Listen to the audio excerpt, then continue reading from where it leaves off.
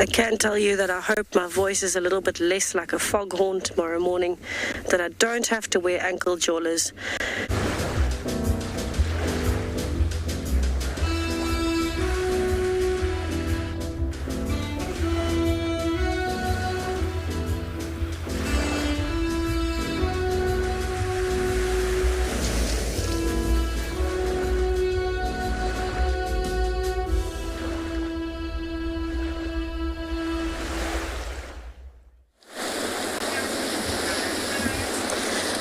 Good afternoon, Penguin Beaches. We are so excited that we get to spend some time with you today. We were so sad that we didn't get to do it yesterday.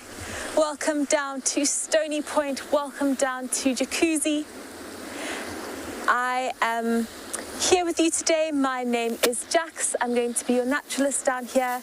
Igor is behind the camera, and we have a very exciting surprise to start our show with. Now, this surprise is something that has been here probably the whole day, and we only picked up on it about 5 minutes ago.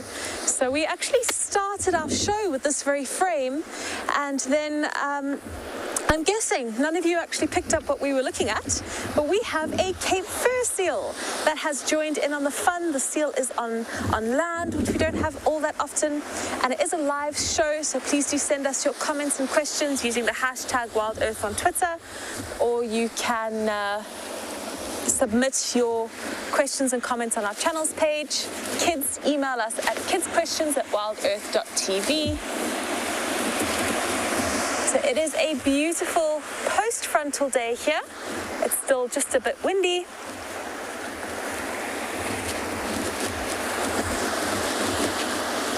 But I think we're going to have a great time down here at Stony.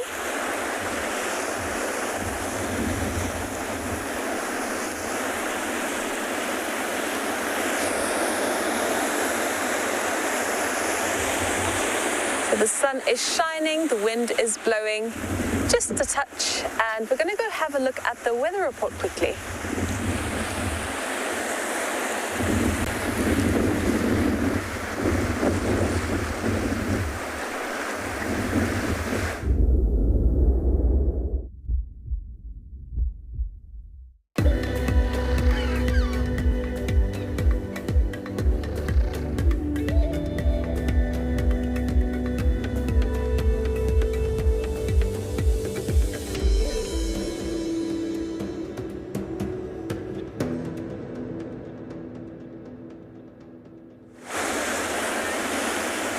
So it's not partly cloudy here at the moment. We're lucky to have some sunshine, but I suppose if you do look at the cloud banks towards the east of us, that could account for that partly cloudy bit in the weather. I think the clouds make for a beautiful sight today. There was a touch of rain just before the show, but I think we're going to be lucky. I think we're not going to have any rain on the show today. And I'm so excited to have a mammal on the show. So I really love Cape fur seals. I think that they are so fascinating. They're a bit like the impalas of the sea. So when you do see them, you often see lots of them, and so people tend to not give them the attention that they deserve. But I believe that this is a young bull seal who is having a rest on the rocks. And you can see the penguins are absolutely nowhere near this seal. And the reason for that is that the seal has already been quite mean to our penguins, so it did bark at them just before the show. But some of the penguins are moving up the timeline now. Tammy, you and me both. So look, we've got some juvenile penguins who are very carefully moving towards that seal. So they're trying to reoccupy the space on the intertidal zone. So I want us to watch this. I want us to see how this plays out, because the penguins are trying to be brave, but they also know that seals are not always kind to them. So not all seals are mean to penguins. I've actually seen seals move out of the way for penguins on Giza Rock, which is by Dyer Island. But I think this seal that's hanging up here might actually like to eat penguins. And so I think these penguins know that they need to be super careful. They don't often kill penguins on land, but if a penguin is irritating enough, the seal might decide otherwise. There are definitely reports of it happening. All things bright and beautiful, all creatures great and small, all things wise and wonderful, WildEarth will see it all. Each little flower that opens, each river that does flow. Join us to celebrate World Environment Day for a very special safari show. We want to hear from our WildEarth kids this World Environment Day. You are the future protectors of our planet, and we want to help you understand what needs to be preserved. We saw a termite mound. We got to see a lot of unique animals. Some trees are male and female. That's pretty cool, right? A whole lot of different creatures. It was amazing that we could ask questions. Kids, send in your questions for our special World Environment Day safari on June the 5th. It was so cool.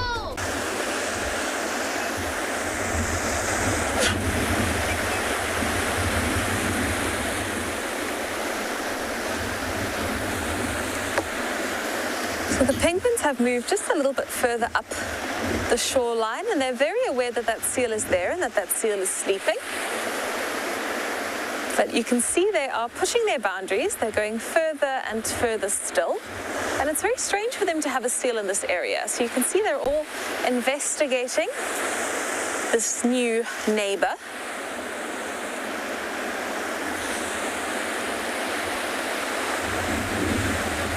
And there are many places where you will find seals and penguins living together. But we don't have an active seal colony here. We've got lots of people around, and people tend to not make seals feel all that comfortable. So wild seals tend to not like to live where lots of people are going to interact with them.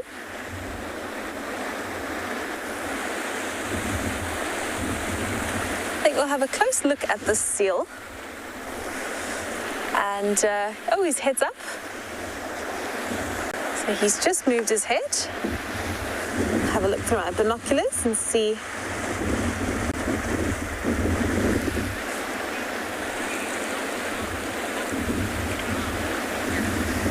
Oh, Jasmine, you've asked or said something amazing. So, in the world, we have many, many different types of seals. So, if you are from the UK coast, you would have seals like the grey seal, and then they would be grey in colour. These are our fur seals. So, we're looking at a Cape fur seal, and you get different types of seals. In fact, you get 3 different families. You get the walrus, which is in its own family, and then you get true seals, and then you get the eared seals of the world.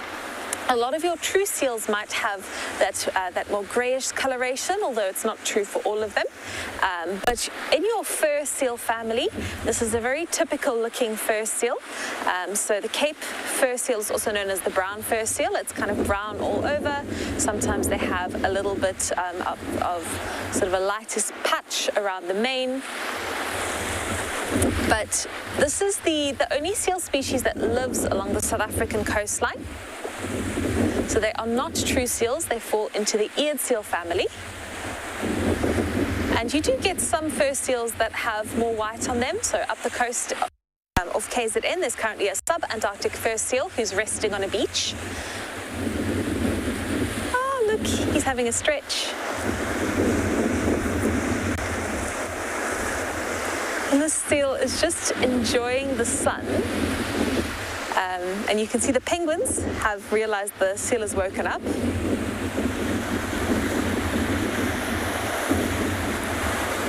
So they're very unsure of the situation.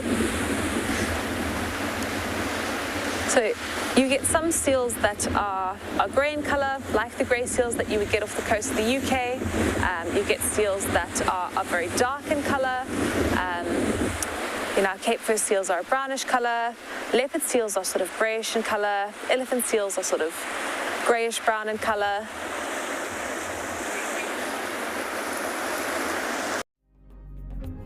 On the way into the kill to get their fill in there as well. But they're also going to be told off. See See, lions are not great at sharing their food.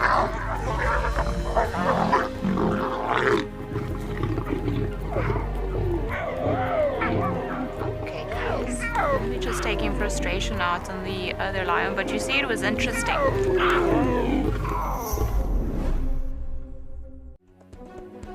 The Safari Guide of the Year 2022 is approaching us rapidly. This year, we'll be heading to Bushwise Field Guides at the Southern African Wildlife College from the 27th June till the 2nd of July. We will soon meet all our contestants who are vying for the prize of being the very best of the best, and the judges who will put them through their paces. Join me, Steve Falconbridge, as we dream it, guide it, win it.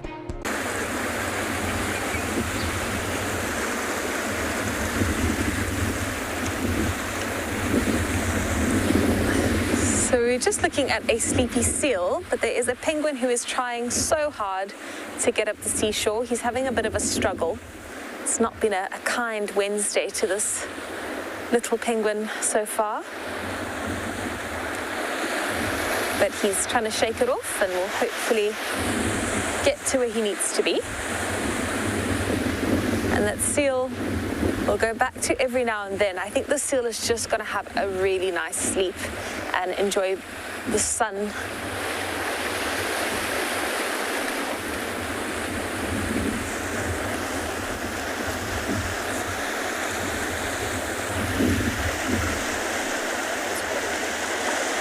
It is, in fact, waddle wind.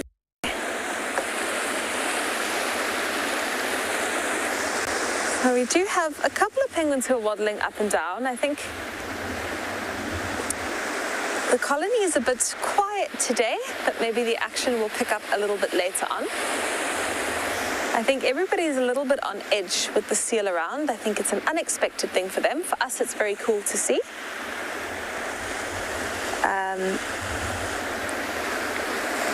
But I think I mentioned before, when seals are in the water, they can't go into deep sleep. So they don't go into the REM sleep, the rapid eye movement sleep. They have a very light sleep. So with other mammals like us, oh, we've got penguins coming in on the seashore. So I actually want to see where they go and if they pick up on the seal. I'm quite interested to pick up on how they react. So they are looking around to see what's potting. I'm sure they'd be able to smell seals. They are a very smelly animal.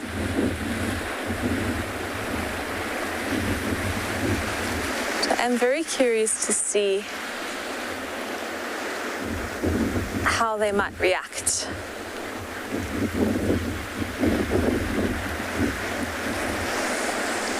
And we weren't able to go live yesterday, but we had a lot of unanswered questions from the day before, and one of the questions, I believe, was from Honey Badger. And Honey Badger was asking about penguin species and if all penguin species are in decline. And 10 of the penguin species out of 17 or 18, depending on who you ask, are considered threatened. So most of our penguins really are struggling, but there is one penguin who is actually enjoying the change in the ocean at the moment, which is the Gen 2 penguin. So the Gen 2 penguins are enjoying the fact that there's less ice because it means that they can breed in areas that they wouldn't breed before. So there's one penguin species that is adapting and enjoying the changes. So I know it doesn't sound really great when we talk about that, but luckily there are so many things that we can do as people just to do our bit to try and help penguin populations. And an easy thing is to try not to take any krill supplements, because penguins really quite like krill, most of them in the Southern Ocean.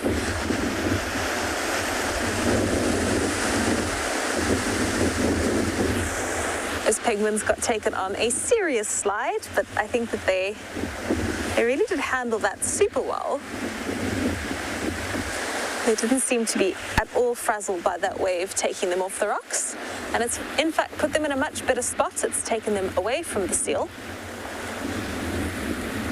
So now they can hop out of the water.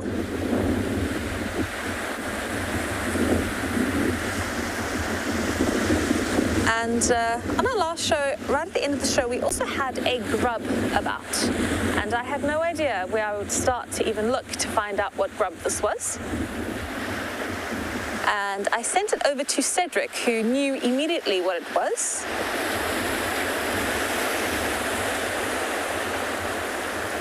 If you would like to be a part of the team that shares the wildebeest migration in Kenya live on WildEarth, then we have some great news for you.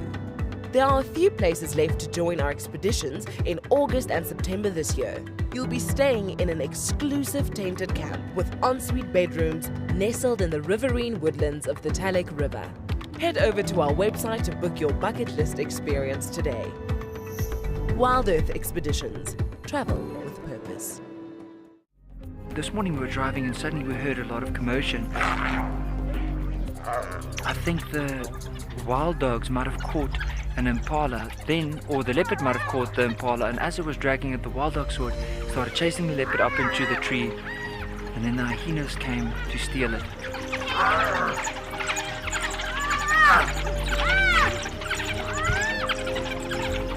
But what an incredible sighting.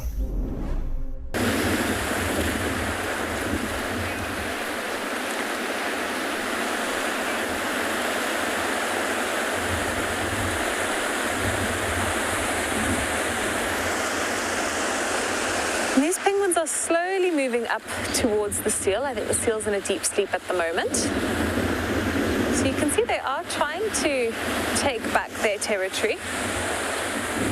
It's very unlikely, even though there's lots of penguins, they're not going to chase the seal away.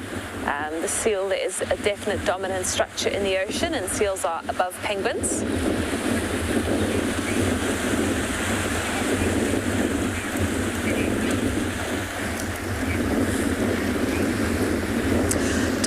That's a good question. So typically they don't stay all that long. I wouldn't be surprised if this seal hopped back in the water in the late afternoon, especially because I have a hunch that this is a seal that eats penguins. So I think once it's had a nice nap, it's going to go back into the water and hope to catch a penguin or two. So seals can stay on rocks and on the beach for a few days.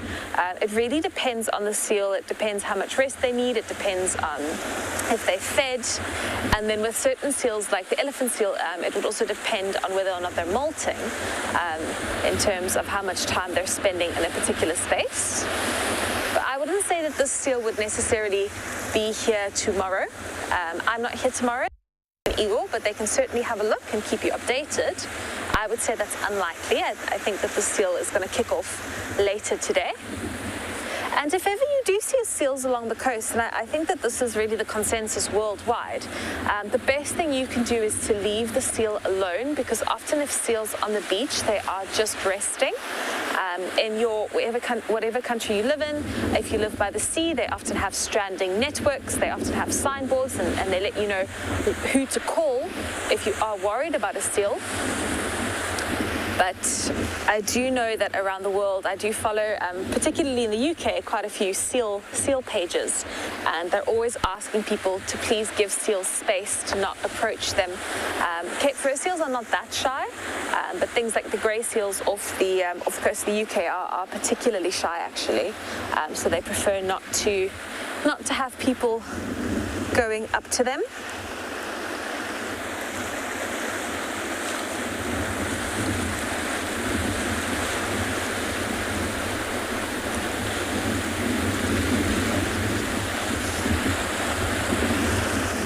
So we're just looking at these birds who are being very cautious. While we do that, I'm going to go and have a look at our other unanswered questions. One of them was about poisonous frogs along the coast.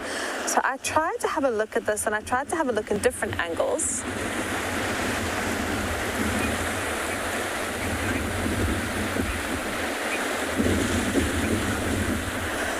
Circle. So Eagle says he has seen this before. So where did you have the seal? In fact, almost exactly the same spot. It was, I think it was in October last year, October or November. I remember Devon was still the guide, and it was a very similar sized seal than this one, so it might be a regular. It could definitely be. Seals do tend to have their place that they like to hang out, and so it's likely that this might in fact be the same seal who occasionally has a rest here. But it's definitely not a regular sighting for us. Yeah. I mean, Jax was jumping up and down this morning when she saw the seal. In fairness to me, I really like seals and I really love mammals, and so every time I see seals I get very excited because the Cape fur seals are amazing. So that is a very big blubbery animal, and they are exceptionally clumsy on rocks, but they can climb rocks that no human would really attempt. Certainly not no human, but very few humans would attempt. And I just think Cape fur seals are the most intelligent, resilient animals I've ever met in my life. And they're just so charismatic. I've seen seals fall asleep on 2 separate rocks. So its bum was on one rock, its head was on another rock, and the in-between was in mid-air. In that tree are 2 carcasses. There's a duiker carcass and a waterbuck. Oh, it's not as graceful as... He's a bit hesitant because, well, climbing a tree is not the easiest, but he will get up there eventually. So let's see, there he goes. And look at the power in that. That is a massive 500-pound cat that has just climbed a marula tree and is up in there. How cool is this? I don't know how he's going to do it, but let's see. If you are a WildEarth explorer, we have exciting news for you. The winner of this month's prize giveaway will win a hamper full of Explorer merchandise. Like this fantastic t-shirt that comes in plenty of great colors, a very useful tote bag, or even a cap. For those in the southern hemisphere that's heading into winter, a sweatshirt to keep you warm. Head over to the WildEarth Explorers page. Sign up to be a WildEarth Explorer and you could win all of these goodies. WildEarth, it's in your nature.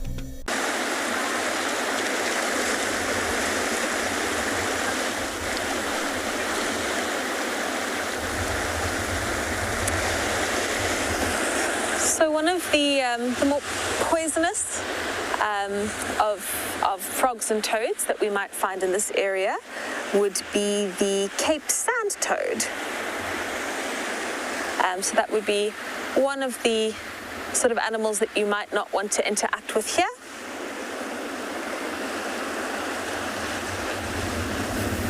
But there's nothing, like I mentioned before, like a poison dart frog. I couldn't really find a frog that was particularly troublesome in this area.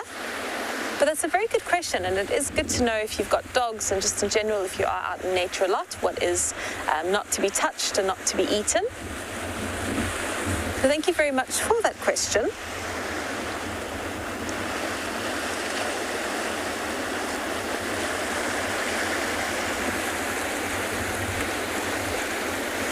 It looks like this seal has really settled in, so we're going to watch this penguin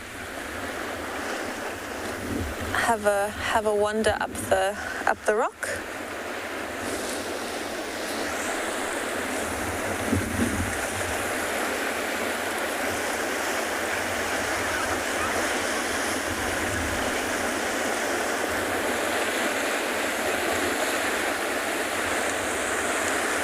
So now the penguins can stay up the water for up to three or 4 weeks if they're molting.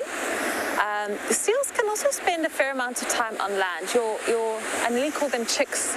The seal pups spend their first few months of life. Igor's laughing at me. He thinks I'm very what's the right word for it? I'm just laughing because it's a continuation of a joke. When I was in Juma, we called the baby crocodiles the cubs.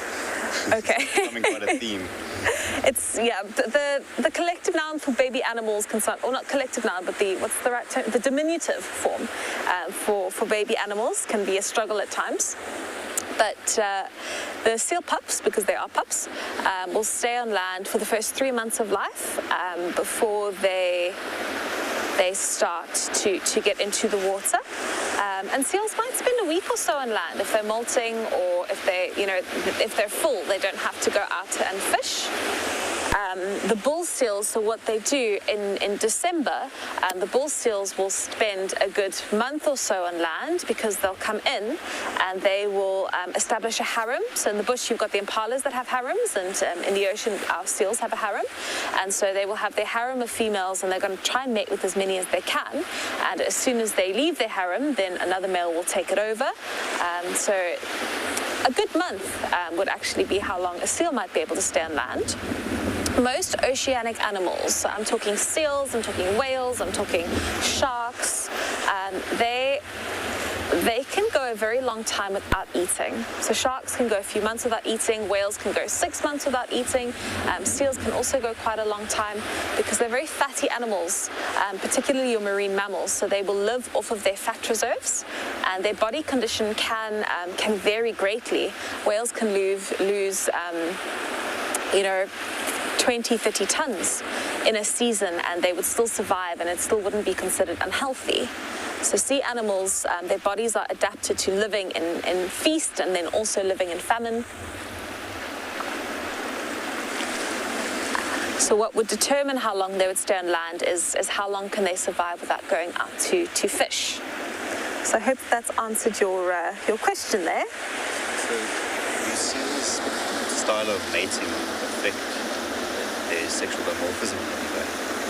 So Igor has a question. He didn't send it through on Twitter, but I will answer it for him because I'm feeling generous. So Igor is asking if the mating style of seals impacts their sexual dimorphism. And seals, cavefish seals do have sexual dimorphism, so the big males can weigh up to 300 kilograms. They've got a really thick, fat neck. They've got almost like a mane, like a lion. And your female seals weigh about 90 kilograms. They've got a much thinner neck, a much less bulky body. And it does so that the males, the biggest, strongest male is the one who has the biggest harem. He's the one who's going to mate with the most females, and those very strong genes are what's going to carry the population forward. So definitely the males are nice and big and strong because they do fight each other, and the fights are quite violent when they do get hold of each other. So thank you, Igor, for your question. So Igor's very interested in nature. He doesn't just like to film it, he also likes to know what's going on. And another question that we had the other day was if there are any birds of prey that might go after penguins, and I wasn't able to find anything on that.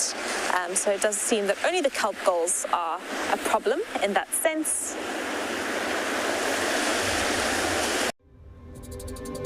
All things bright and beautiful.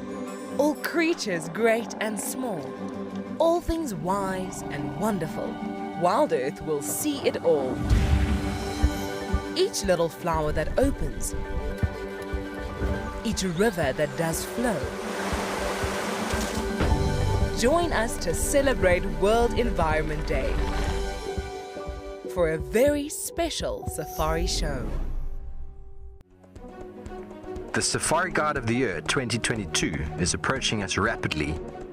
This year, we'll be heading to bushwise field guides at the Southern African Wildlife College from the 27th June till the 2nd of July.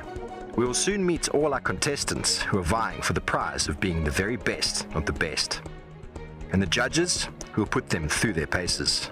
Join me, Steve Falconbridge, as we dream it, guide it, win it.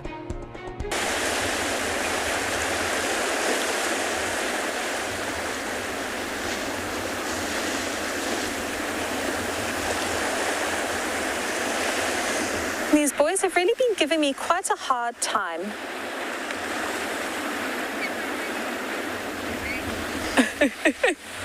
At least Gwyn, our lovely director, can picture Igor's face. Unfortunately, I can't put it on the show for you all so you can see what I'm looking at, but Cedric gave me a hard time. He said that I should know all 18,000 species of beetle found in the Southern African subregion when I didn't know what the beetle pupae was. If you didn't watch our last show, on our last live show, Igor also said that I would be better suited and more useful if I was a marsupial, because then I would have a pouch to store things in. So these boys are really giving me a tough time these days. Jax, to be fair, I wish I was a marsupial. And Igor says he'd actually like to be a marsupial. So maybe that's what we call projection, which we don't find in the animal world, but it is a human trait, a function of human behavior. And I think we've had a good look at some penguins. I think we do know, we asked you a question the other day about what is the most underrated animal on Penguin Beach, and as guides, who are we skipping out on? And we did have a couple of comments comments saying that dussies could do with more time in the limelight. So Igor and I are now in search of a dussie to show you. Where's the dussie? I have not found a dussie for you, but we will look for one. We can show you some aloes in the meantime. The dussie is likely to be on the rocks. So I'm having a good old look to see if there is a dussie about.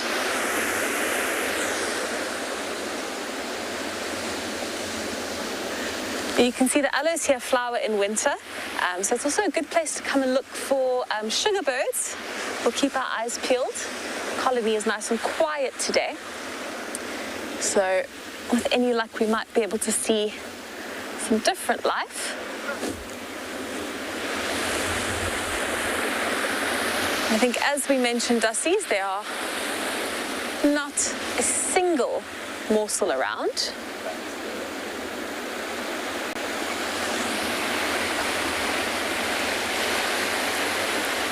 Mr. Wild, so that's a good question. So you're asking about turtles. So we get the geometric tortoise that lives here. So the tortoise is a land dwelling. So a turtle is ocean dwelling in South Africa. If you're American, then a turtle is universally used for both land and sea. But here we have the geometric tortoise, which is a land dwelling tortoise that hangs out. I've never seen one in the colony, but certainly in the fynbos. And then you get, in the ocean, I've never seen a turtle on the shoreline, but we do definitely get green turtles.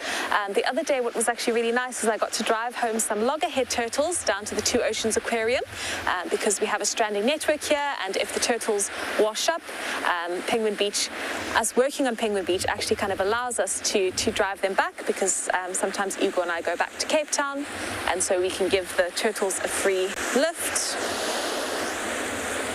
So the loggerhead turtle hatchlings will wash up along the shoreline because they hatched. Some of them are still hatching at this time. This is sort of the end of the hatching season. And then they get into the ocean and the currents will bring them down. And then sometimes these young turtles get a bit weak. Often they're swallowing things like plastic. I hear a dussie. I do not see it, but it's squeaking behind me. So we'll try to find you this dussie on the show.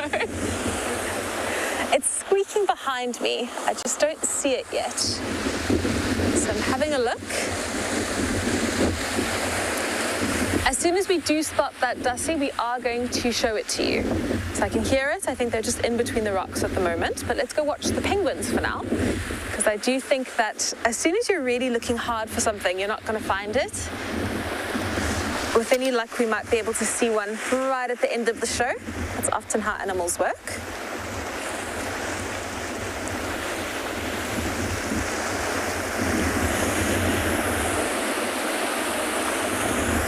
I suppose dussies are also only active for a couple of hours a day, so it's likely that they are still resting.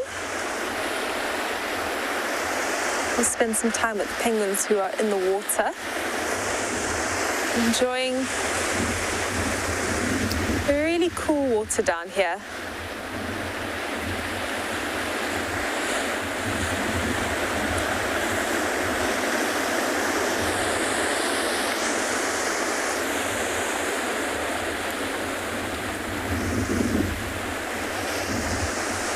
And as the penguins get out the water, there's others who've moved fairly close to the seal.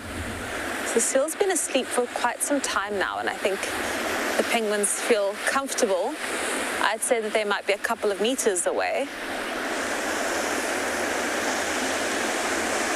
If you would like to be a part of the team that shares the wildebeest migration in Kenya live on WildEarth, then we have some great news for you. There are a few places left to join our expeditions in August and September this year.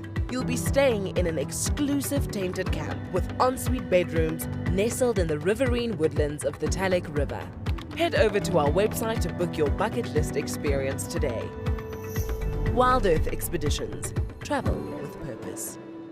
We want to hear from our Wild Earth kids this World Environment Day. You are the future protectors of our planet, and we want to help you understand what needs to be preserved. We saw a termite mound. We got to see a lot of unique animals. Some trees are male and female. That's pretty cool, right? A whole lot of different creatures. It was amazing that we could ask questions. Kids, send in your questions for our special World Environment Day safari on June the 5th. It was so cool.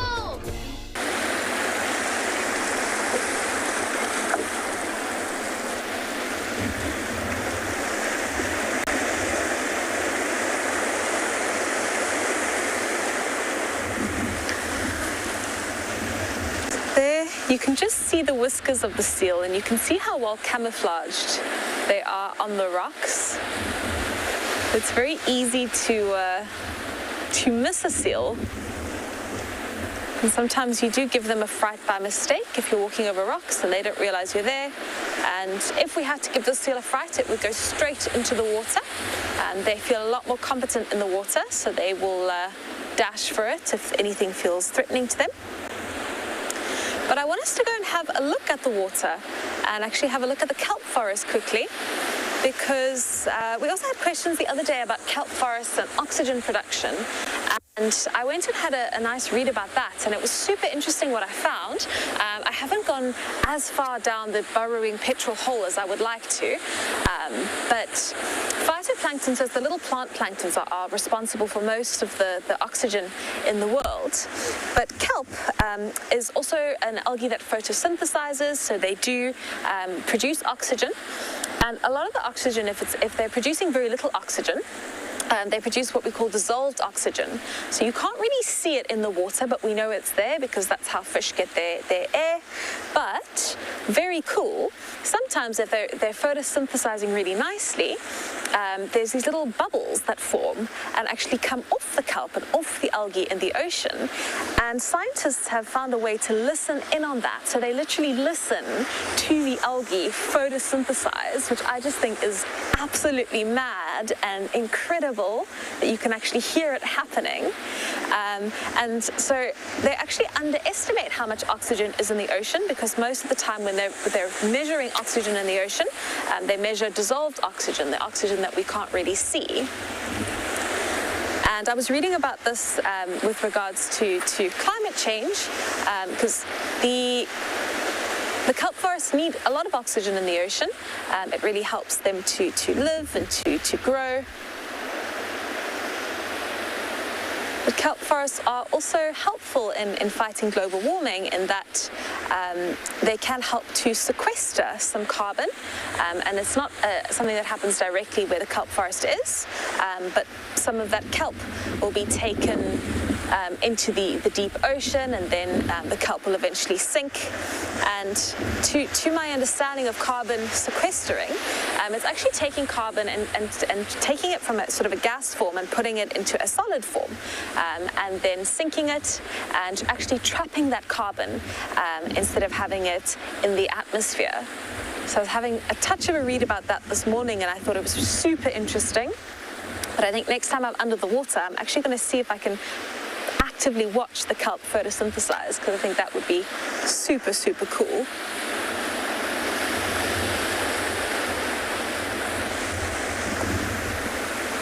And kelp is an algae, and scientists call them macroalgae, so the large algae. It is a brown algae, and very soon we are going to be doing an intertidal show. We're going to be doing that on World Environment Day. So Igor and I will be in the tidal pools again.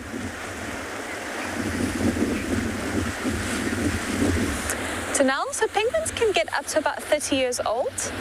Their average lifespan is usually between 10 and 11 years old in the wild, but penguins in captivity have been known to live quite a lot longer than that. The penguins are fairly long-lived.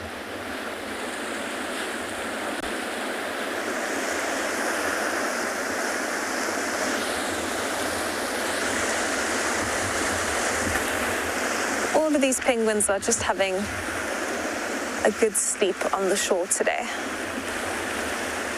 So our last show, we also had lots of fighting penguins, but here it seems that they've all realized that the common enemy is the seal and that they should be a lot nicer to each other.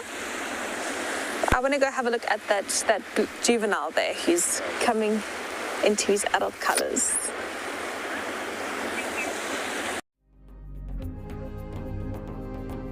You can see the hyenas are far more tolerant of vultures than a lion or leopard would be. Occasionally a hyena will bite sort of a couple of tail feathers out of the back of a vulture, but I've never actually seen them, even once they've caught one, actually kill it.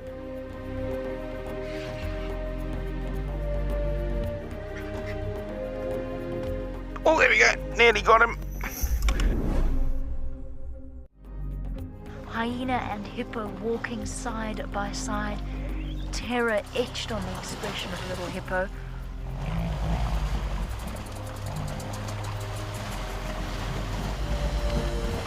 Look at this!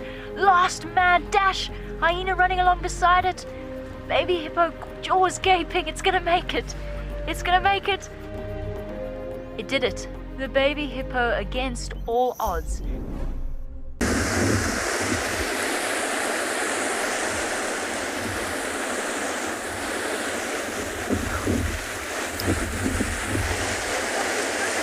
We've got some interesting teenage colors on this bird we were watching, and then we've got two other birds who are really on a mission to get down to the ocean.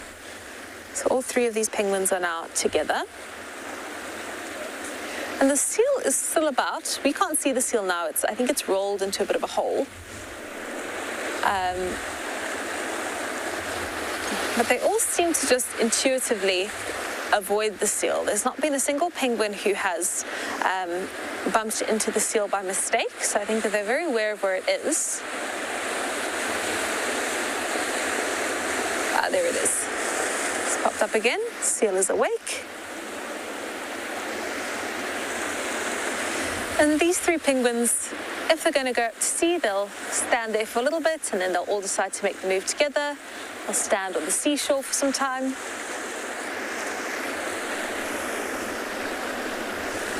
That seal doesn't look like he is here to bother anyone on land.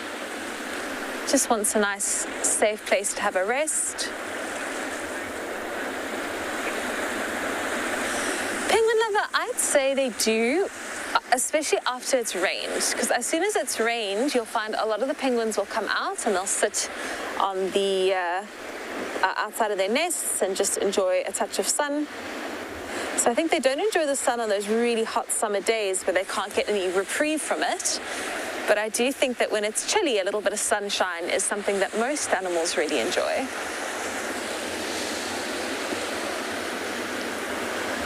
And we are still having a look out for dussies. It would be really cool if we showed you two different mammal species on Penguin Beach. I think the dussies are letting the seal shine today.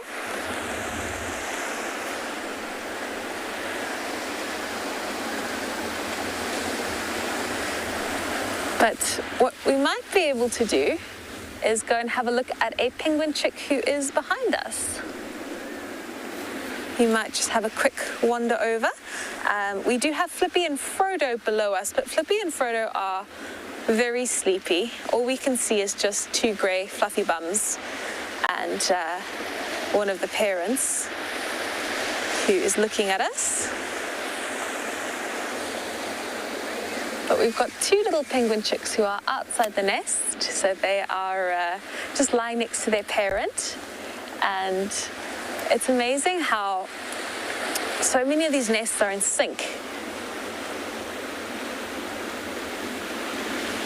So in so many of the nests, you've just got two beautiful little babies. I think it's nice for them to get out the nest and nice to not be so bundled up.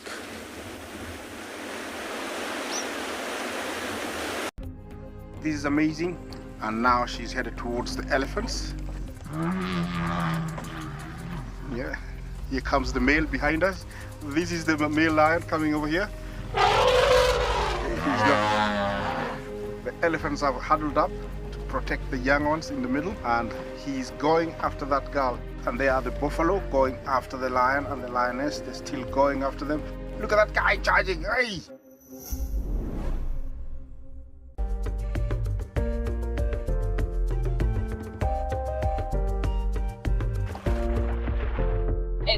Scottish Lauren as your underwater biologist.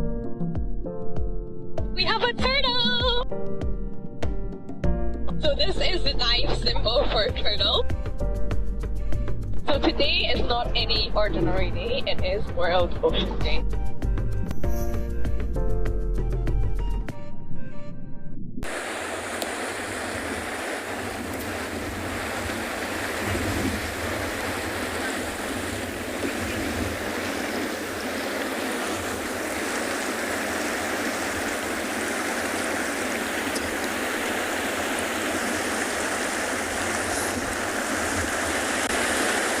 I was mentioning earlier on today about Cedric knowing exactly what that beetle grub was, and we're looking at a fairly narrow waterway that is the jacuzzi.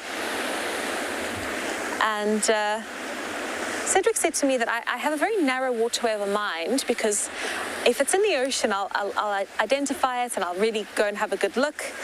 But I don't pay enough attention to the land animals, he says. But I asked him why he knew immediately why this was a beetle grub. And he had a very interesting story to share about this. And I think we should really try to hear what that story is. He would interact with these beetles and these young beetle larvae when he was younger.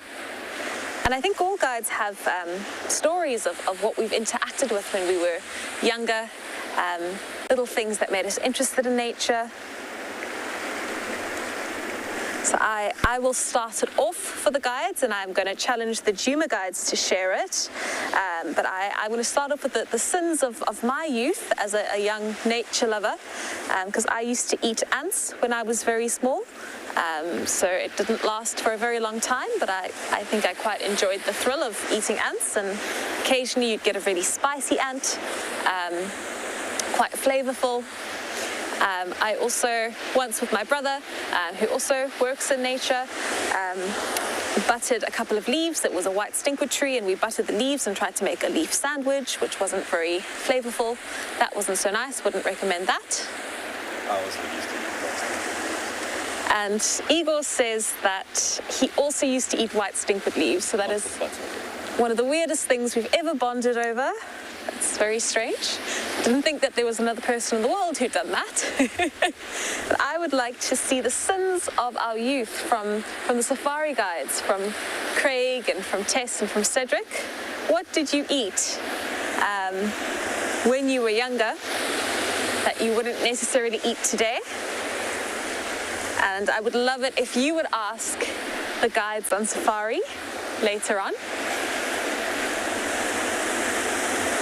Because I do know that Cedric does have a very special story about beetles that he could share with us. Sorry, I just moved the camera, so you might have noticed we had a bit of a move there.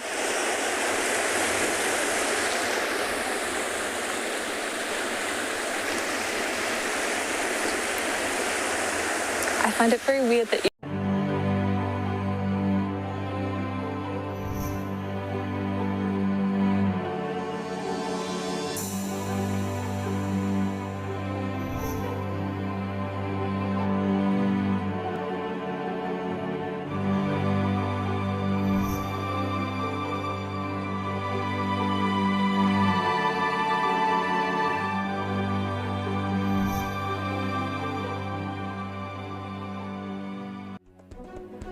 The Safari Guide of the Year 2022 is approaching us rapidly. This year, we'll be heading to Bushwise Field Guides at the Southern African Wildlife College from the 27th June till the 2nd of July. We will soon meet all our contestants who are vying for the prize of being the very best of the best, and the judges who will put them through their paces. Join me, Steve Falconbridge, as we dream it, guide it, win it.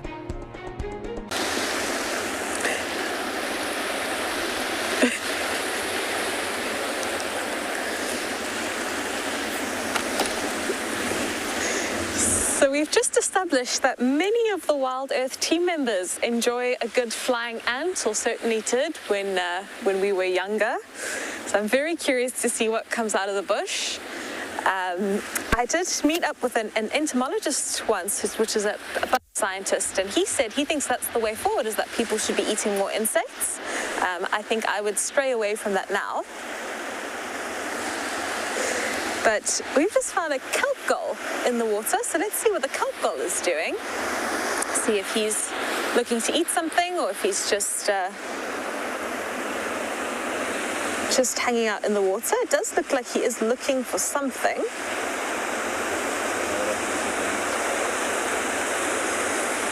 And Eagle would really love to name the seagull. What would you like to name the seagull, Eagle? What's he doing? I think we should name him Bob.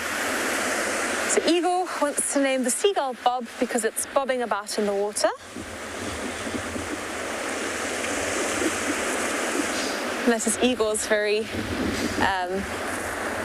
naughty laugh, not mine. You can see, so the heads of the kelp will always be just below the surface of the water, and as the tide pulls out, or as the sea pulls out, you can see the heads a bit more clearly. And at the top of the head, there's this bulb, and in that bulb there's air,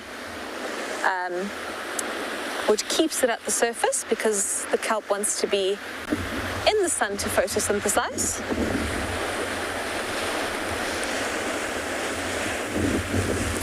So I can confidently say that all the kelp at the surface that we show you is sea bamboo, because that's the species that grows at the surface in South Africa. We do have other species of kelp, but they are bottom dwelling. They need a lot less sunlight.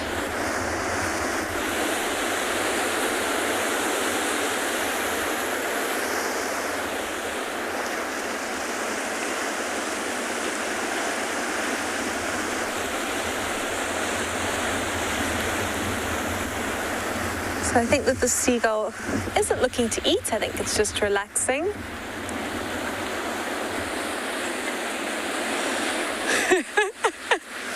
So it sounds like many of you penguin beachers also ate flying ants. And to be honest, like when I was growing up, I saw a lot of flying ants, and I haven't seen flying ants in many years. And I think that South African children have decimated flying ant populations. I think that's what we've done. That's why we don't see them anymore, because we've eaten them all, which I find very interesting.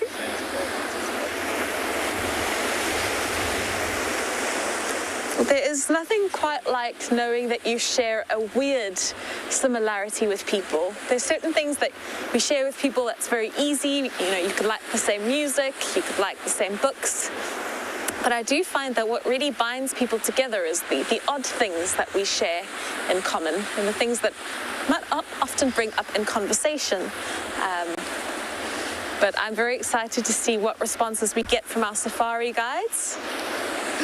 They didn't know that we were going to be speaking about this today.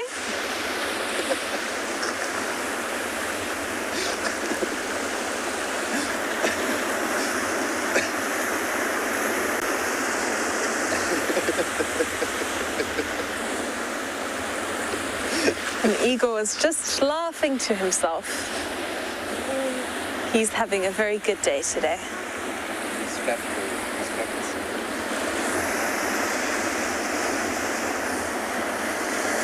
So we have only 8 minutes left, and I'm hoping we can find you a dussie in those 8 minutes. If you would like to be a part of the team that shares the wildebeest migration in Kenya live on WildEarth, then we have some great news for you. There are a few places left to join our expeditions in August and September this year. You'll be staying in an exclusive tented camp with ensuite bedrooms nestled in the riverine woodlands of the Talek River. Head over to our website to book your bucket list experience today. WildEarth Expeditions. Travel with purpose. If you are a WildEarth explorer, we have exciting news for you. The winner of this month's prize giveaway will win a hamper full of Explorer merchandise. Like this fantastic t-shirt that comes in plenty of great colors, a very useful tote bag, or even The Southern Hemisphere that's heading into winter, a sweatshirt to keep you warm. head over to the WildEarth Explorers page. Sign up to be a WildEarth Explorer and you could win all of these goodies. WildEarth, it's in your nature. Another one.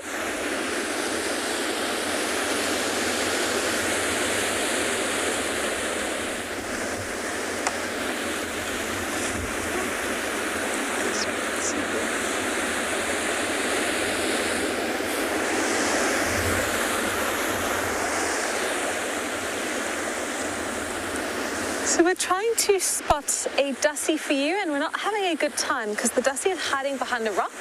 Or you can see our cormorants, our bank cormorants, sitting at Cormorant Cove.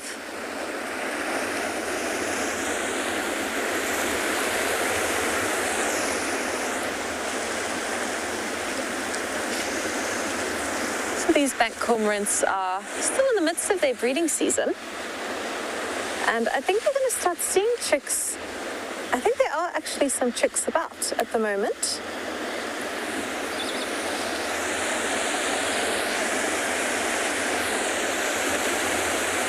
And they always seem to breed on the outermost rocks in any bird colony. So they do like to breed a bit higher up because it just helps them to get off their perch and to help them fly.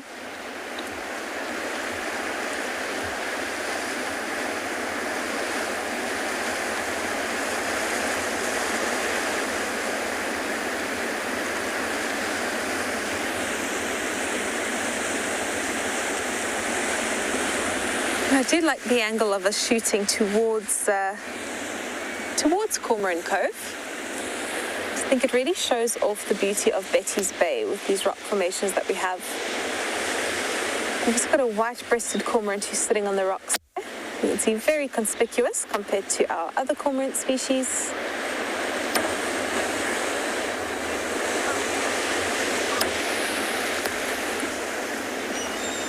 It looks like we've got some penguin politics beneath us. There was a couple of adults who were bullying a juvenile penguin, but it looks like one of the chicks in the Shire has woken up. So we might actually go have a look at the Shire because we've been here all day and not had a single look, which is very unusual for us.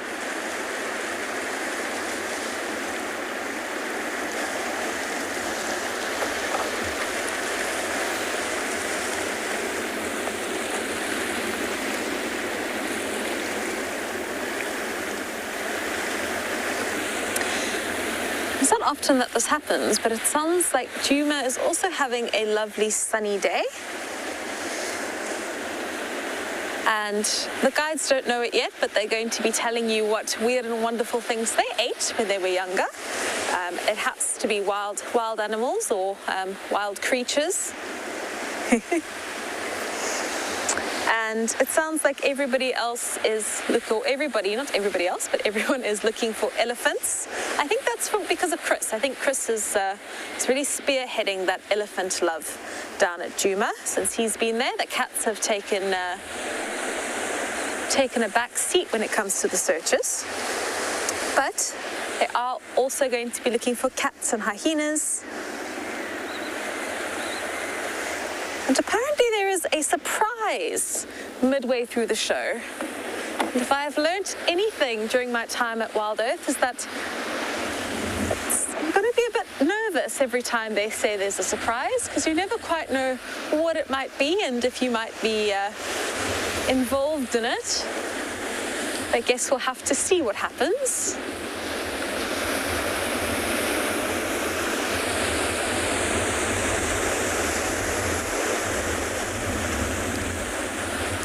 On behalf of Igor and I, we just want to thank you for taking the time out of your Wednesday to spend with us. We hope that you've had a wonderful time. So Igor's here tomorrow. He's going to be with Byron. And then I will be back with you over the weekend.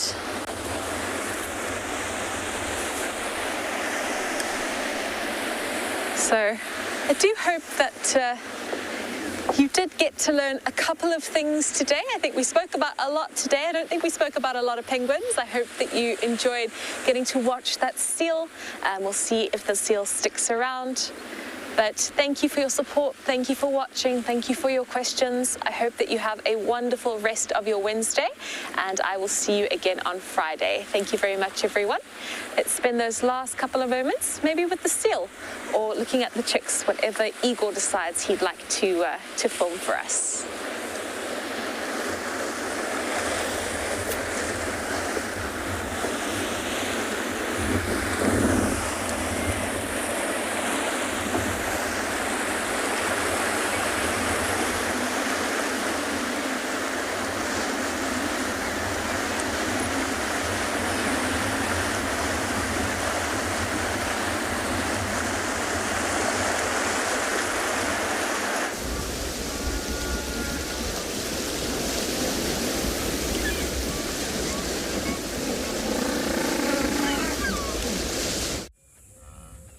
This program features live coverage of an African safari and may include animal kills and carcasses. Viewer discretion is advised.